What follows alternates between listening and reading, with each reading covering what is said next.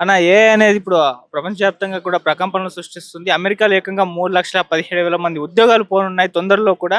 ఇంకా చాలా సాఫ్ట్‌వేర్ కంపెనీలు, ఐటీ రంగాల్లో కూడా జాబ్స్ పోనున్నట్టుగా తెలుస్తుంది. సో ఏం జరుగుతుందసలు? ఏఐ అనేది నిజం చెప్పాలంటే అన్ని రంగాల్లో చాలా ఈజీ అయిపోయింది. ఎందుకంటే 100 మంది చేసే పని ఒక్కరు చేస్తున్నారు. అది కూడా రెస్ట్ లేకుండా 24 గంటలు కూడా కూర్చొని రోబో లాంటి చేయడం వల్ల ఈజీగా అవుతుంది. చాలా కంపెనీలు చూస్తున్నాం ఇప్పుడు. నిన్న అమెజాన్ సీఈఓ కూడా మాట్లాడాడు. చాలా కంపెనీలు లే ఆఫ్స్ ఇస్తున్నాయి. ఎందుకు అంటే అన్ని రంగాల్లో ఏఐ వచ్చేసింది. కొన్ని రంగాలు ఏమున్నాయంటే ఈ మెకానికల్, కొన్ని ఈ కొన్ని ఇలాంటి దాంట్లో అయితే జాబ్స్‌కి డోకలేదు. చెఫ్‌లకి, ఫుడ్డు ఇలాంటి వాళ్ళకైతే డోకలేదు. కానీ చూడాలి. ఏఐ అయితే ప్రభావం ఉంది. మరి మన ఇండియాలో ఇంకా చాలా ప్రభావం చూపిస్తదని నేను అనుకుంటాను సాఫ్ట్‌వేర్‌లో. మన అమెజాన్ సీఈఓ మాట్లాడుతూ జాబ్స్ అనేవి పోవు. కొత్త ఇది మార్పును మాత్రమే తెస్తుందని చెప్పేసి చెప్పడం జరిగింది. ఈ విధంగా కొత్త సాంకేతికత వచ్చిన ప్రతిసారి కూడా జాబ్స్ పోతాయన్న చర్చ వచ్చింది కానీ ఎవరి జాబ్స్ పోలేదు. ఇంకా కొత్త జాబ్స్ క్రియేట్ అవుతాయని ఆయన చెప్పడం జరిగింది. మరి ఆ రకంగా కొత్త జాబ్స్ క్రియేట్ అవుతాయంటే ఏఐకి సంబంధించిన అంటే ఏఐకి మనం ఇస్తాం కదా ప్రాంప్ట్. ఏఐకి ప్రాంప్ట్ ఇచ్చే అలాంటి జాబ్స్ అయితే ఉంటాయి. రాబోయే రోజుల్లో వాటికి డిమాండ్ ఉంటుంది. కానీ ఈ మిగతా రంగాల్లో మ్యాక్సిమం చూస్తున్నారు కదా మరి ఈ జాబ్స్కి డోకలేదన్నప్పుడు కంపెనీలు ఎందుకు లే ఆఫ్స్ ఇస్తున్నాయి? వర్క్ తగ్గిపోయింది. మరి చాలామంది లక్షల ఎంప్లాయీస్ని తీసేస్తున్నారు. ఇంకా రాబోయే రోజుల్లో నిజం చెప్పాలంటే కొంచెం జాగ్రత్త ఉండాల్సిందేనా అని నేను అనుకుంటాను. ఇంకా ఇండియాలో కూడా అదే పరిస్థితి అంటావా? ఇండియాలో కూడా అదే పరిస్థితి. ఇండియా ఏమి కాదు. ఇప్పుడు ఏఐ అనేది మన ఓన్లీ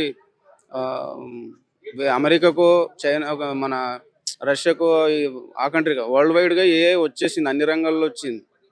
మన ఇండియాలో కూడా బాగానే ఎఫెక్ట్ ఉంటుంది. ఎందుకంటే మన దగ్గర జనాభా ఎక్కువ. నిరుద్యోగం ఎక్కువ, పేదరికం ఎక్కువ. ఇంకా ఇప్పటి నుంచే కొంచెం జాగ్రత్తగా ఉండడం ఉండాలని కోరుకుంటున్నాను.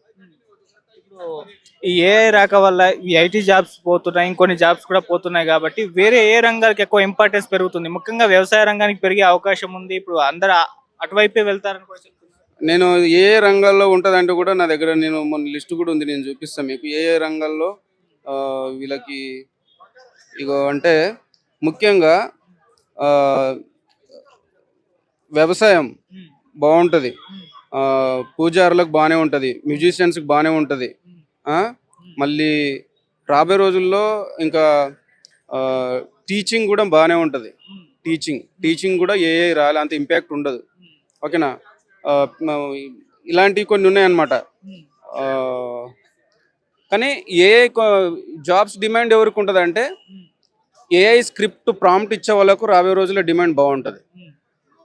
వీళ్ళు ఇప్పుడు చెప్పిన వాళ్ళు కూడా ఇప్పుడు ప్లంబర్స్ ఉంటారు, మెకానిక్స్ ఉంటారు, చెఫ్స్ ఉంటారు.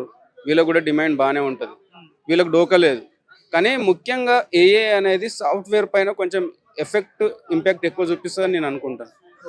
మరి ముందుగా బీటెక్ ఇవేమి స్టడీ దాంట్లోనే ఎడ్యుకేషన్ సిస్టంలోనే వీటి నుంచి తీసేసే ఛాన్సెస్ ఏమైనా ఉన్నాయా? ఇప్పుడు బీటెక్ అనేది కాదు కానీ ఇప్పుడు ఏదైనా మనకు విపత్తు వస్తున్నదంటే దానికి జాగ్రత్త పడాలి. అవునా కాదు? ఇప్పుడు ఏఐ వల్ల ఏ రంగాల మీద ఎఫెక్ట్ అవుతుందో ముఖ్యంగా సాఫ్ట్వేర్ అనుకున్నప్పుడు సాఫ్ట్వేర్ కాకుండా వేరే రంగాల పైన ఇప్పుడు ఎగ్జాంపుల్ చెప్తున్నా. న్యాయ వ్యవస్థ మన ఇండియాలో పాపులేషన్ ఎక్కువ, కేసులు పెండింగ్ ఎక్కువ. ఎందుకుంటాయి? లాయర్లు లేరు, కోర్టులు లేవు. దానివల్ల పెండింగ్ కేసులు ఎక్కువ. అందుగురించే న్యాయ వృత్తిలో కూడా వెళ్ళిపోవచ్చు.